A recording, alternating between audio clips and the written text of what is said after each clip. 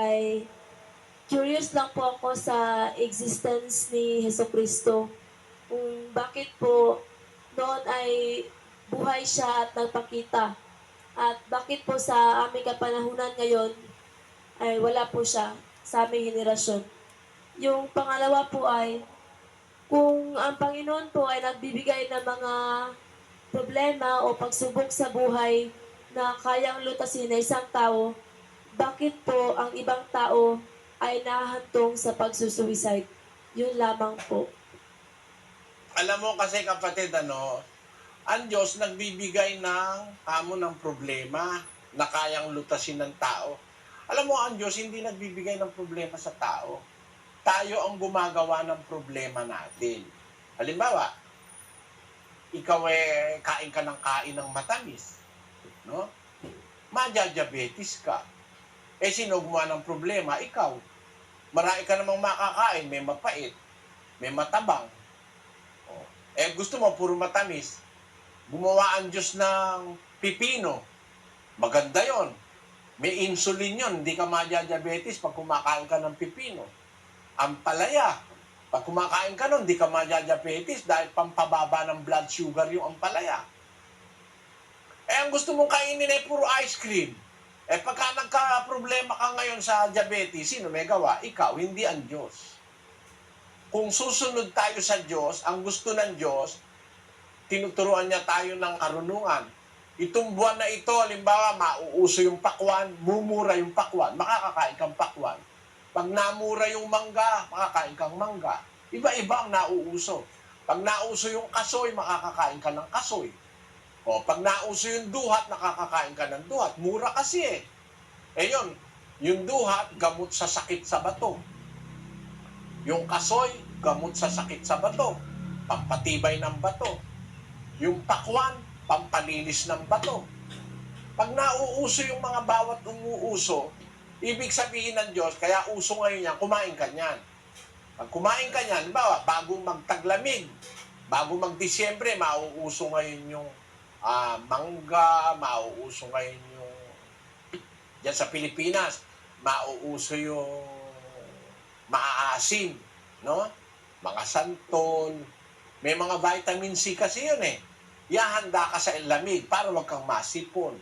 Ganun ang Diyos na lagi niyang inihahanda ang tao para humarap sa buhay. Hindi siya ang gumagawa ng problema at hindi siya ang nagbibigay. Tayo ang nagbibigay ng problema sa ating sarili kung minsan. Ngayon, bakit kamo merong mga tao na kung bawa, kayang lutasin ng taong problema, bakit ang ibang tao mahantong sa pagsusuicide? Kasi, siguro una, makitid ang isip. Ayaw niyang humiling sa iba ng tulong. Meron naman siguro, parang natatakot siyang harapin yung totoo. Ngayon, yung mga nagpapakamatay, wala silang courage. Duwag silang harapin ang problema. Kaya nagpapakamatay sila. Salamat naman sa Pilipino, hindi tayo mga duwag Bihira lang naman yung Pilipinong nagpapakamatay. Ang Pilipino, kahit hirap na ang buhay, hindi nagpapakamatay. Compare mo sa ibang bansa, sa Australia, sa India, konting problema lang, nagpapakamatay ang tao. Meron nga, walang problema, nagpapakamatay Ba't nagsusuicide ba? Maraming klase ng tao nagpapakamatay.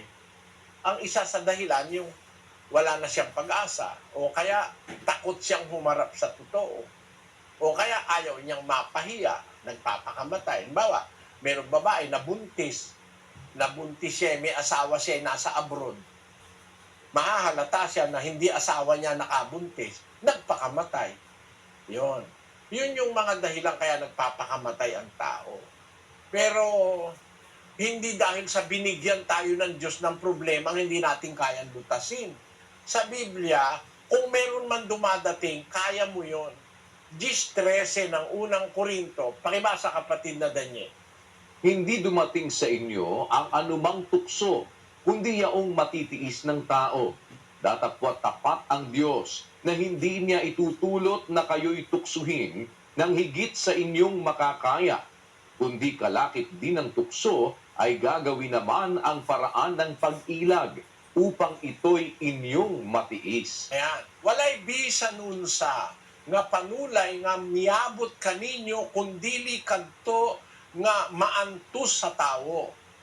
Apan ang Dios matinumanon nga dili mo tugot nga panulayon kamo sa labaw sa inyong maarangan, kundili uban sa panulay. Magahatag usab siya ug lutasan aron kamo makahimo sa pag-antos. Ayon, ang Diyos hindi nagbibigay sa atin ng higit sa ating makakaya. Kung ano yung dadating sa iyo, makakaya mo yon. Kung anak ka ng Diyos, makakaya mo yung dumadating sa iyo. Tutulungan ka niya. Kaya lang yung iba, walang paniniwala sa Diyos, kaya nagpapakamatay. Yun ang sagot ko dun sa isang tanong mo. Sabi mo, si Kristo nag-exist nung una, nung first century, no? Ng ating Christian era. Eh bakit siya wala ngayon sa panahon natin? Parang ganito, kapatid, ano? Ang sabi ng Biblia, doon sa Ebreo, sa Kapitulo 9, na dumating siya sa katapusan ng panahon. Nung panahon ng Kristiyano, doon lang siya nagpakita. Basahin natin doon sa Ebreo 26. Sa ibang paraan ay kailangan na siya'y magbatang madalas mula ng itatagang sanglibutan. Datapwat ngayon ay minsan siya'y nahayag sa katapusan ng mga panahon upang alisin ang kasalanan sa pamamagitan ng pagkahandog ng kanyang sarili. Sa Cebuano, ang sabi ron, kay kung maong kini, kinahanglan siya mag-antos kanu may sukad sa pagkatukod sa kalibutan. Apan karon sa nakausang sa katapusan sa mga katuigan, siya ginapadayag sa pagwagtang, sa sala pinaagi sa paghalad sa iyang kaugalingon. Nagpakita siya sa katapusan sa mga katuwigan. Nagpakita siya para tubusin ang kasalanan natin sa katapusan sa katuwigan. Sa katapusan ng mga panahon. Dito lang siya talaga nakatakdang magpapakita. Eh bakit siya wala na sa panahon natin? Kasi meron siyang limited time na dapat siyang naririto sa mundo, mangangaral. Pag nangaral siya, kailangan siyang pumanik uli sa Ama. Sa 13:1 ng Juan, ang sabi ganito, Bago nga magpista ng Pasko, sa pagkaalam ni Jesus na dumating na ang kanyang oras, nang paglipat niya mula sa sanglibutang ito hanggang sa Ama, sa pagkaibig sa mga kanya na nanga sa sanglibutan, ay inibig niya sila hanggang sa katapusan. dumating na ang oras ng wika ng paglipat niya mula sa sanglibutang ito hanggang sa Ama. Meron siyang nakatakdang araw at oras at panahon na mamamalagi siya rito. Hindi pwedeng habang panahon siyang nandito, kundi doon lang sa nakatakdang oras na yon, sapagkat doon sa mga nakatakdang panahon na yon, ang katapusan nun, papatayin siya. At pagka namatay siya, yun ang kanyang paraan para tubusin ang kasalanan ng tao. Eh kung habang panahon nandito siya, habang panahon siyang papatay ng mga kalaban ng katotohanan, di ba, no? Pero minsan lang siyang panahon na parito para matupad na tutubusin niya yung kasalanan ng tao.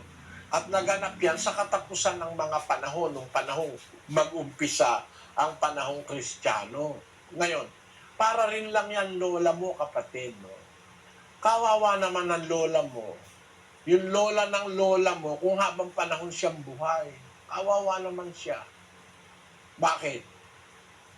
Kasi nung nanay ko, matanda na, 93 years old na, nahihirapan na siya, meron siyang diabetes eh. Nahihirapan siya na kumain, kumilos, 93 na siya eh. Sabi ko sa sarili ko, parang nahihirapan na si nanay ko. Tapos namatay siya.